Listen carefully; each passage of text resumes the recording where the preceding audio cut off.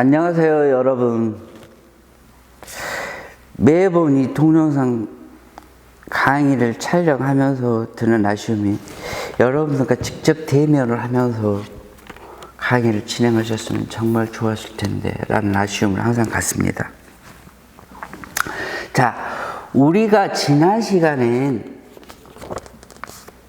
초월론적 사유에 대해서 좀 살펴보았어요. 이 초월론적 사유란 서양 전통의 초월적 형이상학을 비판하고 나온 니체와 하이데거, 그 니체와 하이데거의 영향을 받아서 펼쳐진 현대 프랑스 철학자들의 사유의 원리, 철학의 원리, 그래서 초월론적 사유, 초월론적 원리. 그러면서 이 전통 초월적 형이상의 초월적 원리를 비판하고 나온 사유임에도 불구하고 이들의 사유 원리의 밑바탕에는 초월론적 동호 반복의 사유, 영혼에게 끊임없이 되돌아온다는, 끊임없이 차이를 나르는 반복. 우리 동양식으로 하면 윤회의 사유. 그래서 끊임없이 시클라시옹, 헤페티시옹, 순환과 반복의 사유. 그래서 초월적 원리로부터는 탈피를 하는 것 같음에도 불구하고 순환과 반복의 원리로서의 초월론적 원리는 때로는 초월적인 성격을 드러내면서 나름대로 이 초월적 사유와 완전한 고리를 끊지 못하는 사유다 라는 이야기까지 드렸습니다. 자, 이 시간에는 그러면 이 초월적 사유는 물론이거니와 이 초월적 사유마저도 비판을 하고 나온 내재론적 사유에 대해서 같이 생각해 볼까 합니다. 다음으로 이 내재론적 사유를 펼치는 라우엘의 비철학이 갖는 중도적인 측면. 왜 라우엘의 철학은 중도의 사유, 중도의 철학으로 볼 수 있는가? 라는 부분을 여러분들과 같이 알아보려고 해요. 마지막으로 이 내재론적 사유, 그러니까 초월 철학의 초월적 일자, 이 초월성을 걷어내기 위해서, 해체시키기 위해서 우리는 다 내려놓는 판단 중지, 내재적 환원을 통해서 있는 그대로 내재적 실제, 이론적 일자를 보게 된다고 이야기를 했는데, 그때 이론적 일자가 갖는 비분별성과 내재적 실제로서 이론적 일자, 하나로 있음의 원흉함에 대해서 한번 살펴보려고 해요. 오늘 들으려고 하는 말씀은 사실은 동양 고전에서는 일찍이 있었던 사유이고 사유해왔던 사유임에도 불구하고 우리가 많이 간과하고 폄하해온 사유이기도 해요. 물론 불교 철학적 입장에서는 계속해서 견제해 가고 있는 사유이긴 하지만 반면에 서양 철학적 입장에서는 굉장히 낯설고 생경한 사유예요. 자, 여러분들이 정신을 바짝 다지고서 집중해서 들으시면 아마 저와 더불어서 이해해 갈 수 있을 것입니다. 자, 그러면 우리의 텍스트 페이지 345페이지 하단으로 오겠습니다. 맨 마지막입니다. 그래서 라우엘의 비철학은 옥함의 면도날보다 더 날카로워 보이는 실제의 내재성만을 사유의 실마리로 삼아 때로는 만학의 왕, 예전 학문에서 가장 오래된 학문이 철학이고 철학은 보편학이라 해서 나름대로 학문 중에서 가장 상위에 있는 학문처럼 철학자들뿐만 아니라 학문하는 사람들이 그렇게 여기고 간주를 해왔었어요. 만학의 왕이라는 철학의 자리에서 내려와 엄격한 엄밀성을 지닌 하나의 과학적인 성격을 지닌 학문처럼 때로는 철학의 긍정성과 부정성을 함께 살필 수 있는 사유를 위해 전통 철학에서의 전통 형이상에서 초월적 현 내재성을 지향하는 니체와 하이데거로 경유해서 펼친 현대 프랑스 철학에서의 초월론적 원리와 같은 아무런 전제 없이 오직 내재적인 사유의 흠에만 의존해서 나우엘의 비철학은 이루어집니다. 자, 그러면 다시 345페이지로 돌아가서 옥함의 면도 날보다 더 날카로워진다. 이 말을 여러분들이 이해를 하시려면은 중세의 옥함의 중세 철학자의 옥함의 유명론을 좀 아셔야 돼. 우리 물론 철학과생들은 알고 계시리라고 믿지만 대학의 일반 철학과에서는 중세 철학을 별로 교육을 안 해요. 그래서 모르는 친구들이 있을까 봐서 옥함의 유명론이라는 게 뭡니까? 우리가 추상화시켜서 관념적으로 알고 있는 보편자들, 대표적으로 플라톤의 선의 이데와 같은 이런 추상화해서 관념화시킨 보편적 개념들은 실제하지 않고 단지 추상적, 관념적 산물에 불과하다. 옥함은 신학자예요. 신은 우리가 보편화해서 개념적으로 알고 있는 그런 신이 아니다. 보편자로서 신이 아니다. 라고 해서 그런 관념적인 개념들은 단지 이름에 불과하다. 이름으로만 있을 뿐이다 해서 유명론이라고 그래요.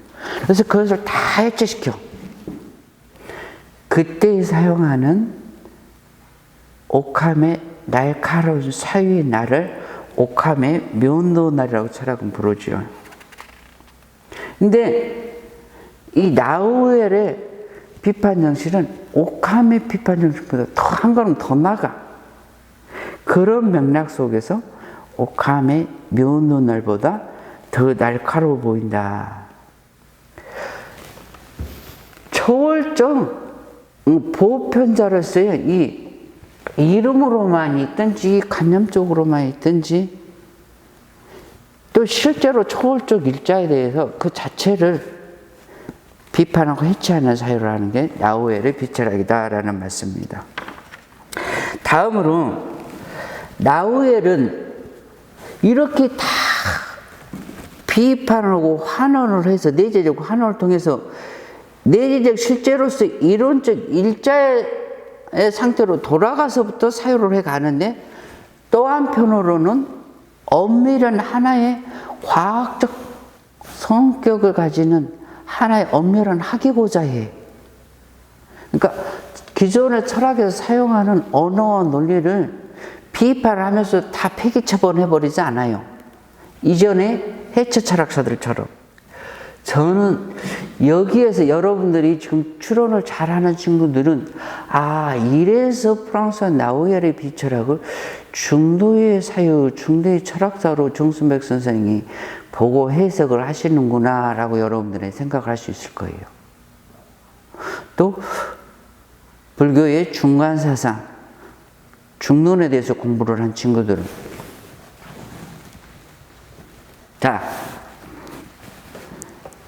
조금 어려운 내용입니다. 철학을 공부를 해온 철학 학생들뿐만 아니라 철학 박사님, 교수님들한테도 어렵고 생소한 내용이에요. 나우엘의 비철학과 중도의 사유. 나우엘은 전통 소설학에서의 초월성을 지향하는 철학에 대한 비판으로서 초월성 대립하는 내재성을 지향하는 철학이라고 그랬어요.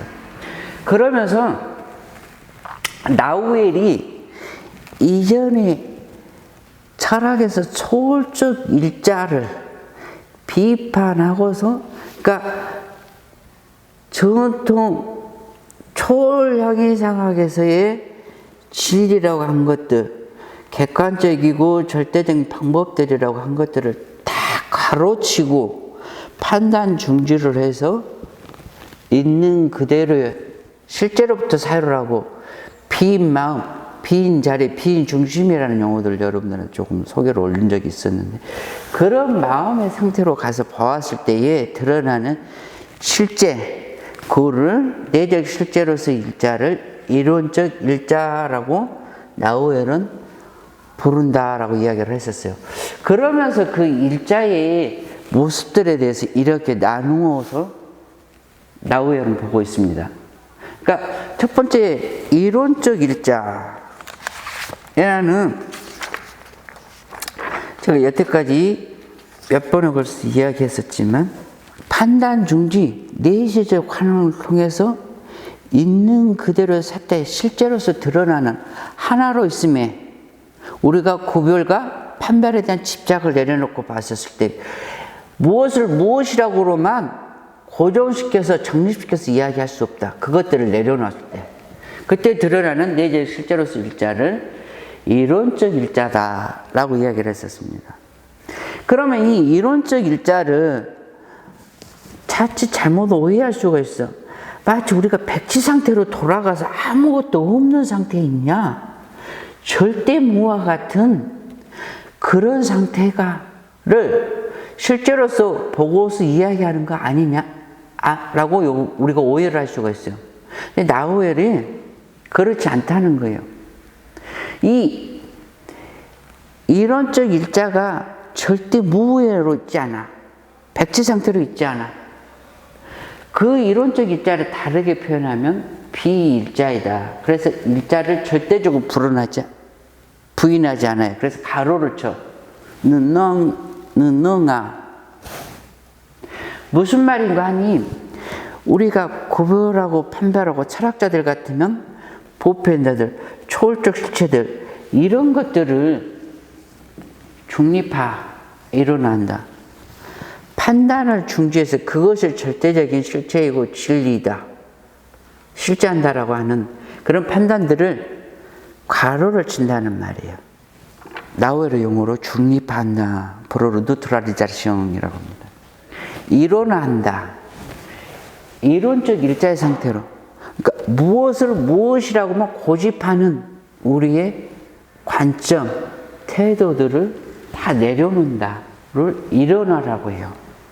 그러니까 일상인들 같은 경우 내가 보고 들었기 때문에 체험했기 때문에 이것만이 진리야, 사실이라고 고집하는 태도. 내가 배웠기 때문에 내가 배운 지식 항목만이 참여하라고 하는 입장들. 철학자들 같으면 자기의 형이상학적 진리 체계가 되겠죠. 그것들을 중립화시키고 일어나시켜서 때에 하나로 있음을 비일자를 한다. 그러니까 일상으로서 보면은 구별과 판별에 대한 집착이 없는 일상 생활 속에서 드러나는. 반면에 또 하나는 비일자, 하이픈 트레드닝으로 연결된 비일자하고 능아하고 하이픈 트레드닝이 없는 비일자가 있어요. 무슨 말인가 하니 우리가 일상인으로서 내가 직접 들었으니까, 내가 직접 보았으니까, 내가 직접 경험하고 체험했으니까, 내가 땀 흘려서 공부했으니까 그것만이 참이다라고, 그것만이 진리라라고 우기는 철학자들 같은 경우는 어떻게 했어요? 형이상학적 실체들, 개념들, 그들의 진리 체계가 되겠죠. 요게 이전의 전통 철학에서는 이론 비실장 것처럼 보였던 이 이론적 일자들이 허상이고 망상이고 가상이라고 했다면 내재성을 지향하는 나우엘의 입장에서 보면 오히려 초월적 형이상학 입장을 취하는 철학자들의 입장이, 그들의 철학이 일상인들이 자기가 가지고 있는 이 선입견과 편견을 그것만을 진리로 알고 있는 것들이 내재적 실제 입장, 나우엘의 비철학 입장에서는 이것들이 오히려 허상이고 망상이고 가상이었다. 일주종이다라는 얘기입니다. 자, 나우엘은 이렇게 판단 중지를 해서 내재적 환원을 통해서 이르는 이 내재적 실제로서의 일자, 그때의 보는 관점은 이론적 관점 내지는 이론적 직관이라고 이야기를 했어요.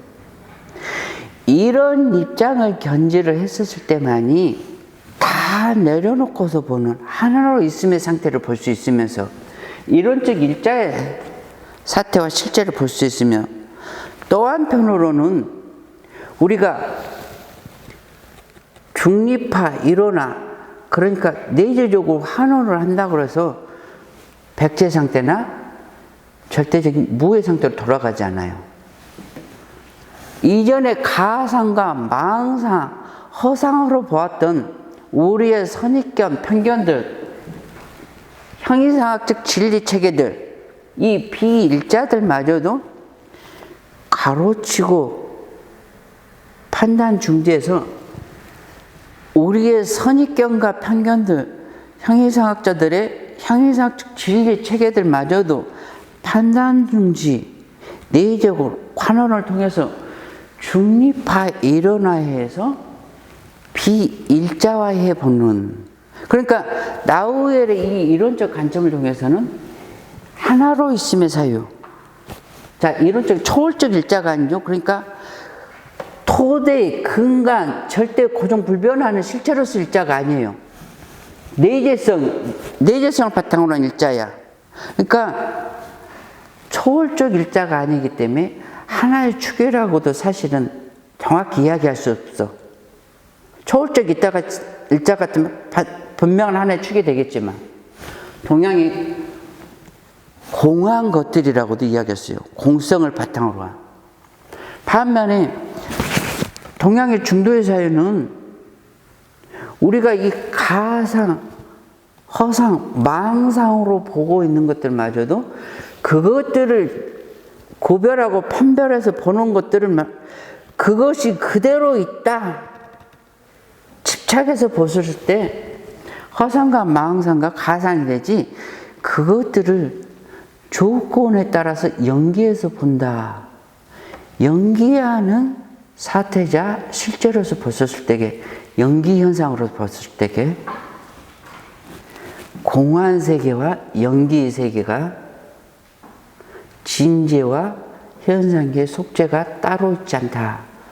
그 둘을 아울러 살피는 입장이 불교의 중간이고 중도의 입장이에요. 자, 보세요. 나우엘에게 있어서도 이론적 관점을 통해서 공성과 같은 내재성을 바탕으로 한 이론적 일자를 고려를 하면서, 또 한편으로는 우리의 선입견과 편견의 세계를 다 일방적으로 부정한 것이 아니라 그것들이 어떠한 조건과 연기의 현상에 따라서 펼쳐진가를 보는 거예요. 중립화 일원화해서 비일자화해서 본다는 말이에요. 그래서 여러분 잘 보세요. 이론적 일자와 비일자를 아울러 고려를 해서 더불어서 사유를 해. 그럼에도 불구하고 하나의 실체, 고정된 실체, 각각의 두 개의 구별된 실체가 아니에요. 또 한편으로 여러분 잘 보세요. 이 형이상학적 세계를 중립화, 일원화한 트레준용님 비일자와 우리가 허상과 망상, 가상으로 보는 비일자는 노음을 한꺼번에 볼 수 있어요. 더불어서 볼 수 있어요. 그렇다고 해서 서양 철학처럼 이론론, 이원론 입장으로 빠지지 않아요. 중도적 제1의제예요. 불교에서는 이렇게 표현을 해봅니다. 놀랍게도 이 나우엘의 사유가 불교, 동양의 전통 사상과 동양 전통 사상의 흐름에서 나온 사유가 아님에도 불구하고 오늘날 서양 철학적 맥락 속에서 이런 사유를 펼치고 있다. 이 이론적 일자, 비일자와 하이픈이 없는 비일자를 고려하는 사유. 이렇게만 설명을 하면 여러분들이 조금 어려운 친구들이 있을 텐데 우리 철학 학생들이니까 불교의 중론, 중간 수업이 펼쳐지면 한번 들어보시고 또 화엄 철학을 들을 기회가 있으면 한번 들어보시기 바라요. 이와 비슷한 구도가 펼쳐집니다. 자, 여러분. 중도에서 진재와 속죄를 아울러 보는 관을 중간이라고 그래요. 화엄 철학에서 이 이론적 일자를 보는 법계 상관이라고 그러는데 지인공 절상관이라고 있어요. 이 이론적 관점과 비슷해. 또 한편으로는 이 진리의 세계, 깨달음의 세계, 니법계와 세상 사물의 세계, 사법계를 무해하게, 원흉하게 보는 위사무해관이라고 있어요. 한번 찾아보세요, 여러분들. 그 다음에 사물과 사물 간에 원흉하고 무해하게 펼쳐지는 세계를 살피는 주변 화면관이라고 있어요. 이 구도하고. 그럼 화엄의 법계 상관이 용수의 중간하고 다른 것이냐? 그렇지 않아요. 구도만 달리해서 설명을 하고 있을 뿐이지 같은 중도사상, 중간의 입장을 견지하고 있는 것이다. 자, 조금 복잡하고 어려워졌는데 여러분들이 조금 찾아서 공부하는 시간을 가졌으면 좋겠습니다. 더 자세한 내용은 다음 시간에 이어가면서 하도록 하겠습니다. 자, 오늘은 여기까지 하겠습니다. 감사합니다.